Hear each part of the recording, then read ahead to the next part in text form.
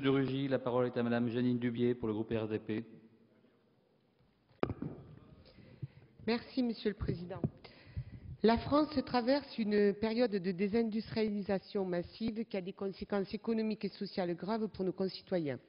Face à cette situation, nous avons le devoir de chercher sans cesse des réponses pour améliorer nos capacités productives et retrouver le chemin de la compétitivité.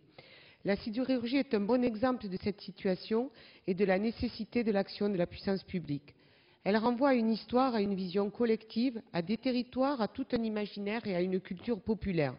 Pour toutes ces raisons, les députés du groupe 2RDP accueillent avec bienveillance la proposition de nos collègues du groupe GDR et se félicitent de l'extension du champ à la métallurgie. Les récents événements concernant le groupe ArcelorMittal et son site de Florange donnent une pertinence toute particulière à cette proposition de résolution pour la création d'une commission d'enquête parlementaire sur la situation de la sidérurgie française déposée en juillet dernier. Le groupe ArcelorMittal est né en 2006 du rachat d'Arcelor par l'entrepreneur indien Lakshmi Mittal. C'est le premier groupe sidérurgique mondial. Il a réalisé 73 milliards d'euros de chiffre d'affaires l'an dernier.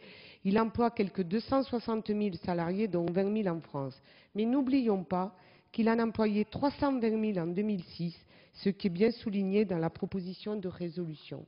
Cette proposition met en lumière la financiarisation récente et progressive de cette industrie au détriment de l'emploi, et elle montre avec des détails le cynisme qui domine cette logique strictement financière.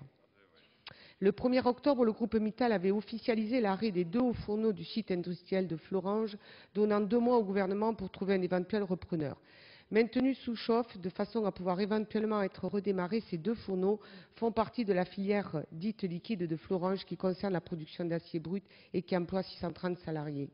Le 22 novembre, le ministre du Redressement productif, Arnaud Montebourg, a évoqué au Sénat l'éventualité d'un contrôle public, même temporaire, du site, insistant sur le fait que l'entrepreneur n'avait jamais tenu ses engagements à l'égard de l'État français, en s'appuyant sur le rapport rendu par Pascal Faure fin juillet, rapport qui confirme la rentabilité du site de Florange.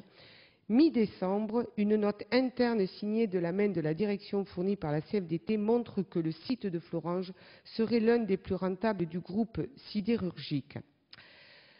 L'issue finalement pour Florange du fait de l'accord entre le gouvernement et le groupe sidérurgique ArcelorMittal qui garantit la réorganisation du travail sur le site de Florange sur des bases exclusivement volontaires et qui promet de réaliser de manière inconditionnelle un montant minimum d'investissement de 180 millions d'euros dans les 5 ans à venir est finalement moins dramatique que ce que l'on pouvait redouter. Mais la conduite des opérations a été particulièrement tumultueuse au point que pour l'opinion publique, il s'agit d'un échec public, politique et social.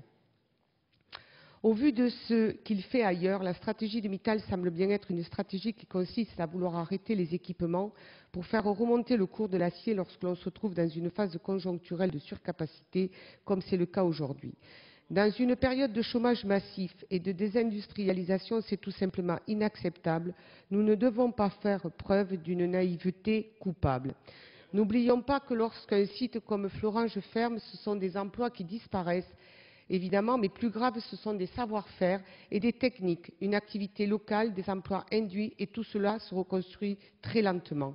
La sidérurgie représente une valeur, c'est assez irresponsable de penser qu'il s'agit uniquement du passé, que l'acier doit être produit ailleurs et qu'il s'agit de passer à autre chose. Dans ces conditions, un outil comme une commission d'enquête parlementaire sur ce sujet nous paraît une bonne initiative. Les députés du groupe 2RDP considèrent donc que la forte résonance dans l'opinion publique de ce sujet justifie la création de cette commission d'enquête pour bénéficier d'éléments d'information supplémentaires sur la situation de la sidérurgie, mais aussi de la métallurgie, et des propositions sur les conditions de leur sauvegarde et de leur développement. Merci. Merci Madame Dubié.